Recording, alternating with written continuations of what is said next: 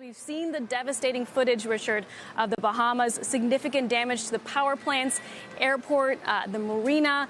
What's been the impact on your operations and your private island, Coco Cay? Well, fortunately, the direct impact on us is very small. There's damage to the island, but we expect it to be back in operation by Saturday. The real issue is the horrific damage in the Bahamas, particularly at the Abacos and in Grand Bahama Island. But you have had to cancel a number of cruises. But given your large footprint, you've also been able to revise a number of your cruise itineraries to other parts of the Caribbean and Mexico. I guess the question is, how do you think this specific hurricane will impact the desire by travelers to cruise, given the attraction of the Bahamas and the damage we're seeing on the ground there? Well, one of the things, as you say, we are used to this. We have contingency plans. Our people have been working around the clock over the last week, really to reorganize, to go to different places, to be as accommodating as possible for this. Actually, in terms of disrupting our cruises, it really doesn't happen as often as people think. But we're prepared for it, and we reposition. In terms of people's long-term perspective, we tend, and we've been through this before, we tend to see a few days of concern, but then people look at the history and see, no, overall, this is, there's not much disruption generally. And so I think people just look at the area, and if the history is any guide, and so far early bookings indicate it quickly recovers and we're back to normal within a few days. But you think travelers will still want to go there, given the damage we're seeing on the ground in the Bahamas? Oh, yeah. One of the things that we've seen this, I guess I've got this question a couple of times in my 30 years at Royal Caribbean.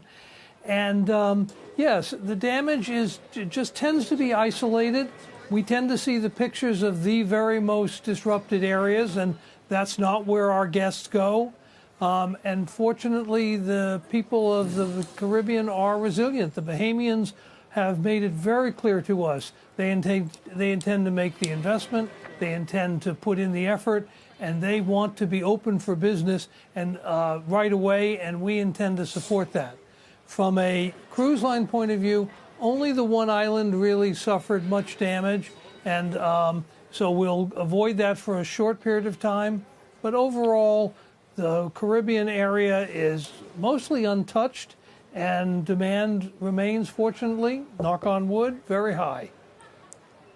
From a technology point of view, is there an opportunity here to upgrade your fleet? Because the average cruise ship can travel about 22 knots an hour, which is twice the speed of a hurricane. Still, is there an opportunity to make these ships even faster to ensure that they can get around these storms as they emerge?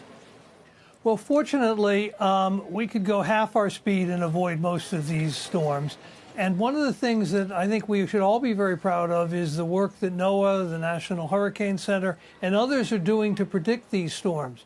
So the one thing, of many things we have to worry about, avoiding the storm in our ships isn't really one of them. We have enough advance notice, enough speed, and enough technology on the ship to get around the storms with ease. The real problem is, how do we harden the facilities in these countries so that we don't see the kind of devastation? And lastly, you put about I want to just get to, you put $1 million towards these relief efforts. What else is your team ready to do to ensure that this recovery in the Bahamas is expedited?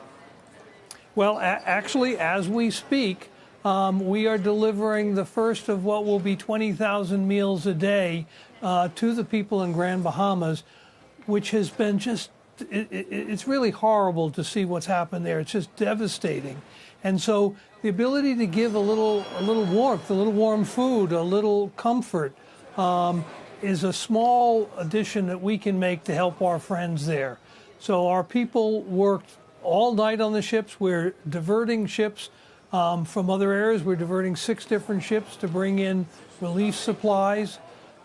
We've had a tremendous outpouring of volunteers from within the company to go there and help to make the meals, to distribute the meals. And so we'll be distributing about 20,000 a day. We're also bringing water, canned goods, I mean, even toilet paper becomes an issue. It's really awful to see what's happened there. Certainly is. Well, Richard, we appreciate you making time again.